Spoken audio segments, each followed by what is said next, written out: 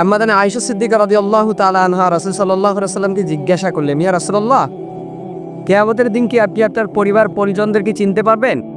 আপনি কি আমি আয়েশাকে চিনতে পারবেন?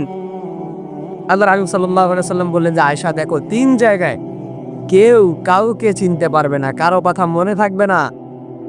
3 জায়গা, কোন জায়গা?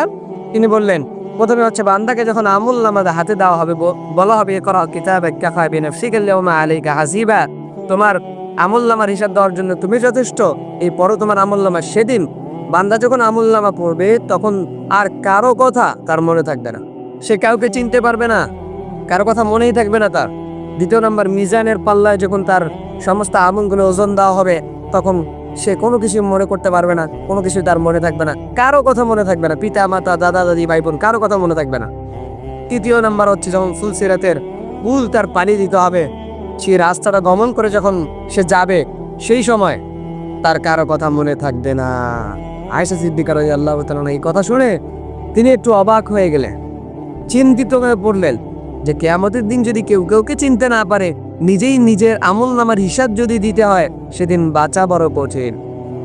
সো বড় বড় সাহাবীরা চিন্তিত হতেন এই কথা ভেবে, আল্লাহর হাবিব সাল্লাল্লাহু আলাইহি ওয়াসাল্লাম চিন্তিত হতেন এই কথা ভেবে।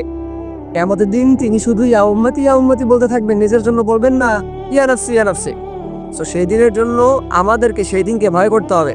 আমরা সামান্য একজন আল্লাহর বান্দা, তারা বড় বড় সাহাবী, তাদের পায়ের ধুলোর কাছেও আমরা যাইতে পারবো না, কিন্তু আমরা এই পরিমাণে এসে যতগুলো গুনাহ করতেছি, যত কিছু করতেছি, কিয়ামত দিবসের কথা আমাদের স্মরণ নেই। কিয়ামতের কথা যেন আমরা ভুলে গেছি, সেদিনকার দিবসের কথা আমাদের মনেই পড়ে না।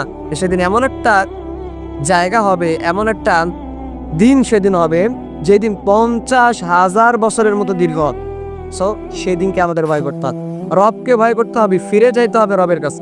আল্লাহ হাবিব সাল্লাল্লাহু আলাইহি ওয়াসাল্লাম উম্মতদের জন্য এতটা তিনি কান্দাকাটি করতেন, উম্মতদেরকে এত মনে করতেন, তাদের জন্য তিনি কিয়ামতের দিন ইয়া উম্মতি বলে ডাকবেন। আর আমরা সেই নবীকে ভুলে গেছি আজকে। রাসূল সাল্লাল্লাহু আলাইহি ওয়াসাল্লাম একদিন তাহাজ্জুদ নামাজে দাঁড়িয়ে তিনি খুব কান্না করতেছিলেন। নামাজ শেষ করে আম্মা আয়েশা সিদ্দিকা রাদিয়াল্লাহু তাআলা আনহা জিজ্ঞাসা করলেন, ইয়া রাসূলুল্লাহ, আপনি তো নিষ্পাপ, আপনার তো কোনো গুনাহ নাই, আপনি তো গুনাহ করেন নাই, তাহলে আপনি কাঁদেন কেন? আল্লাহর হাবিব সাল্লাল্লাহু আলাইহি ওয়াসাল্লাম বলেন যে, আয়েশা, আমি আমার জন্য কাঁদি না, আমি আমার উম্মতদের জন্য কাঁদি।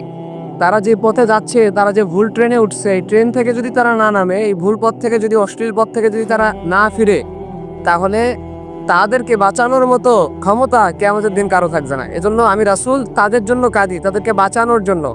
কিয়ামতের দিন যেন আল্লাহ পাক রব্বুল আলামিন তাদেরকে মাফ করে আমার সাথে যেন তাদেরকে আল্লাহ পাক জান্নাত দেয়, এজন্য আমি কাঁদি আয়েশা।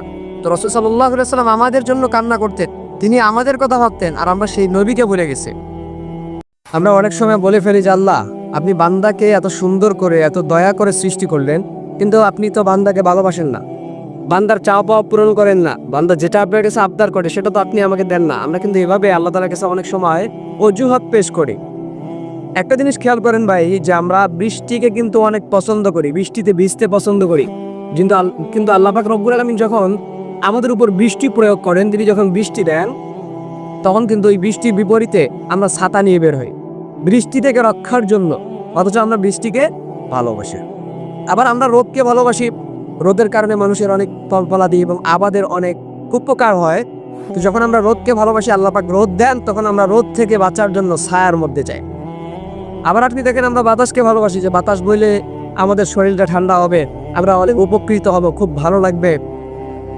সো সেই সময় যখন বাতাস উঠে, তখন আমরা নিজেদেরকে সেভ করার জন্য জানালা দরজা সব বন্ধ করে ভীত হয়ে ঘরের মধ্যে ডুবে থাকি। কেন? আমাদের মধ্যে ভয় কাজ করে, ভীতি কাজ করে। তো আল্লাহ পাক বলতেছেন, তোমার জন্য ভালো কোনটা, তোমার জন্য উত্তম কোনটা, এটা আমি আল্লাহ তোমার থেকেও ভালো জানি। তোমার জন্য কল্যাণকর কোনটা, এটা কোন সময় তোমার কোনটা প্রয়োজন, এটা আমি তোমার থেকেও ভালো জানি। সুতরাং তোমার কোন জিনিসটা কখন প্রয়োজন হবে, এটা তোমার আমাকে বলতে হবে না। আমি আল্লাহ যখন তোমার যেটা প্রয়োজন তখন তোমাকে সেটা দেবো। এজন্য রব্বে কারিমের কাছে অজুহাত করা বন্ধ করে, অজুহাত পেশ করা, আমার এটা দরকার, ওইটা দরকার, এটা নাই ওইটা নেই, ওর 10 তলা বাড়ি আছে, ওর গাড়ি আছে, বাড়ি আছে, এই অজুহাতগুলো বাদ দেন। যতক্ষণ পর্যন্ত না অজুহাত পেশ করা বন্ধ করতে পারবেন, ততক্ষণ পর্যন্ত আপনি দুনিয়ার মধ্যে ভালো থাকতে পারবেন না। আপনাকে অজুহাত বন্ধ করতে হবে, দেন শুকরিয়া আদায় করে হাসবি আল্লাহ ওয়া নি'মাল ওয়াকিল বলে যদি কাটাই দিতে পারেন, দেন আপনি হবেন দুনিয়ার মধ্যে সবচেয়ে সুখী মানুষ। আর আল্লাহ পাক তো বলতেছেন, ফাইন্না মা'আল উসরি ইউসরা, প্রত্যেক কষ্টের পরে সুখ আছে। আল্লাহ পাক কিয়ামতের দিন এমনও হতে পারে, কিয়ামতের দিন আপনার জন্য সুন্দর একটা তিনি জায়গা রেখে দিয়েছেন, জান্নাতকে নির্ধারণ করে রাখছেন। এজন্য ভাই অজুহাত পেশ করা বন্ধ করে।